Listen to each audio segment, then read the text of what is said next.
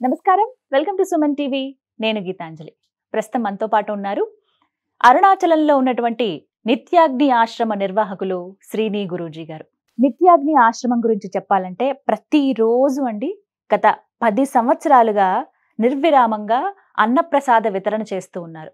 ప్రత్యేకించి మధ్యాహ్నం సమయంలో చూసుకుంటే 11:30 నుంచి 3:30 గంటల వరకు ముందుగా సాధు పుంగవులు ఎవరైతే ఉంటారో వారికి, అలాగే అన్నార్తులు కావచ్చు, అక్కడికి వచ్చేటువంటి పర్యాటకులు కానీ యాత్రికులు ఎవరైతే వస్తారో ఆ స్థలాన్ని సందర్శించేవారు వారికి ఇలా అన్నప్రసాద వితరణ చేస్తారండి. అత్యద్భుతమైనటువంటి అవకాశంగానే భావించాలి ఇది మనం.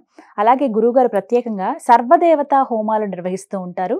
అలాగే మంత్రశాస్త్రం ఇవన్నీ కూడా ఎవరైతే భక్తులు ఆసక్తిగా ఉన్నారో వారందరికీ ఇవి నేర్పిస్తారు. సులువుగా ఇంట్లోనే మనందరం యజ్ఞం చేసుకునే విధంగా. యజ్ఞం అనగానే మనందరికీ ఒకటే ఆలోచన వస్తుంది, ఏదో పెద్ద ప్రాసెస్ ఉంటుందేమో. అలా కాకుండా కేవలం 10-15 నిమిషాల్లో సర్వదేవతల హోమం ఎలా నిర్వహించుకోవాలో, ఆ ప్రతిఫలాన్ని మనం ఎలా పొందాలో చాలా చక్కగా వివరిస్తారండి.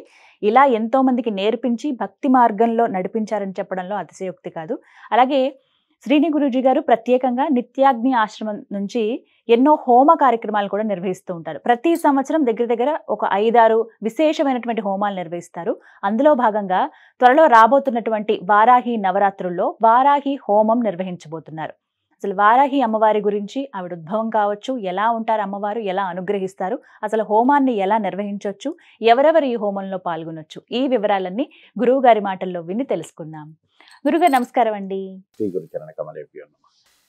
ఎలా ఉన్నారు? చాలా సంతోషం అండి మిమ్మల్ని కలవటం చాలా రోజుల తర్వాత.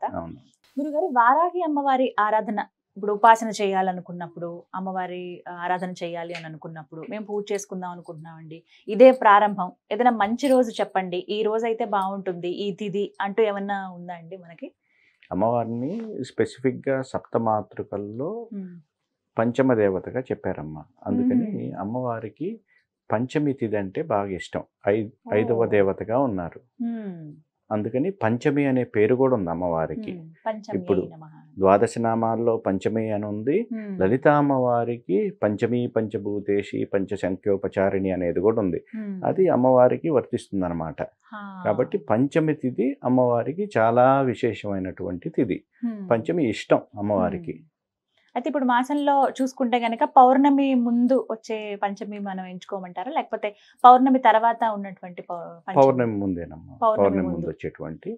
ఎందుకంటే నవరాత్రులు కూడా అట్లానే స్టార్ట్ అవుతాయి కదా. అమావాస్య పాడ్యం నుంచి స్టార్ట్ అవుతాయి మనకి. అమావాస్య తర్వాత వచ్చేటువంటి పంచమి తిథి ఏదైతే ఉందో అప్పుడు ప్రారంభించవచ్చు అంటారు. కొంచెం అందుకే నవరాత్రుల్లో కూడా 5వ రోజు చాలా ముఖ్యం అని అంటూ ఉంటారు. అవునండి, మేము హోమం చేసేటప్పుడు కూడా మేము అరుణాచలంలో ప్రతి సంవత్సరం మేము యజ్ఞం చేస్తాం అమ్మవారికి సంబంధించింది. వారాహి నవరాత్రుల్లో విశేషంగా పంచమి రోజు చేసేవాళ్ళం అనమాట. అమ్మవారికి అష్టమి నవమి కూడా ఇష్టమే. ప్రత్యేకించి అష్టమి నవమి సంధికాలం చాలా విశేషమైనటువంటి సమయం. వారాహి అమ్మవారికి ప్రత్యేకించి పంచమి రోజు కూడా మేము విశేషంగా హోమాలు చేసేవాళ్ళం. అయితే ఎవరైనా ఆరాధన ఉపాసన ప్రారంభించాలనుకున్నప్పుడు చక్కగా పంచమి తిథి ఎంచుకుంటే బాగుంటుంది. వారాల్లో ఈ రోజు అంటూ ఉంటుందా అండి ఏదైనా అమ్మవారికి? అలా కేవలం తిథి ప్రకారంగానేనా? అమ్మవారికి సహజంగా శుక్రవారం మంగళవారం ఇష్టం కదమ్మా. అప్పుడు ప్రారంభించుకోవచ్చు. విన్నారు కదా, మీరు కూడా ఎవరైనా వారాహి హోమంలో పాల్గొనాలి అనుకుంటే స్క్రీన్ పైన నెంబర్స్ ఇస్తామండి, మీరు సంప్రదించవచ్చు. అలాగే ఒక ఫామ్ ఉంటుంది, మీరు ఆ ఫామ్ ఫిల్ చేస్తే చాలు. పేరు, అడ్రస్, గోత్రము, కుటుంబ సభ్యుల పేర్లు ఇవి చాలా ముఖ్యం. పిన్ కోడ్ కూడా అసలు మర్చిపోదు, ఎందుకంటే హోమం నిర్వహించుకున్న తర్వాత ఆ దివ్య ప్రసాదం మన ఇంటి దాకా వస్తుందండి. మీరు ఎక్కడ ఉన్నా సరే ఆన్లైన్లోనే మీరు చక్కగా ఎన్రోల్ చేసుకోవచ్చు. దానికి సంబంధించిన డీటెయిల్స్ అన్నీ కూడా నేను మీకు అందిస్తాను.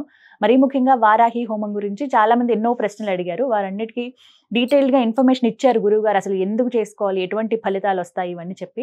చాలామందికి ఆసక్తి ఉంటుంది కానీ ఎక్కడ జరుపుతున్నారనే విషయం తెలీదు. పాల్గొనాలనుకుంటారు కానీ ఎక్కడ అంటే, అది కూడా ప్రముఖమైన స్థలాల్లో అయితే అది ఇంకా శక్తి ఉత్పన్నం అవుతుందంటారు. అందులోనూ మరీ ముఖ్యంగా చెప్పాలి, నిత్యాగ్ని ఆశ్రమం అంటే ఎన్నో సంవత్సరాలుగా నడుపుతూ ప్రత్యేకించి ఒక అన్నపూర్ణగా ఉందనే చెప్పాలండి. ఎంతో మంది సాధు పుంగవులు ఎవరైతే ఉంటారో వారికి ప్రతినిత్యం వారికి భోజనాలు పెడుతూ ఉంటారు. మీరు వెళ్ళినా కూడా అరుణాచలం మీరు ఖచ్చితంగా వెళ్ళండి, నిత్యాగ్ని ఆశ్రమం అని.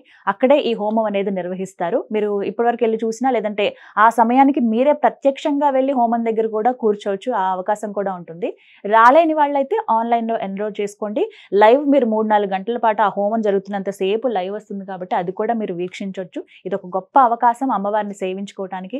మన కుటుంబ సభ్యులందరి పేరు మీద అక్కడ హోమం నిర్వహించడం అంటే అది మామూలు విషయం కాదు కదా. ఇది ఎన్నో సంవత్సరాలకో ఎన్నో జన్మలకో మనం దక్కేటువంటి ఒక పుణ్య ఫలం ఇది. ఇందులో మీరు పాల్గొనాలి అనుకుంటే స్క్రీన్ మీద నెంబర్స్ ఉన్నాయి, కాల్ చేయండి. నిత్యాగ్ని ఆశ్రమంలో జరిగేటువంటి ఈ వారాహి హోమం.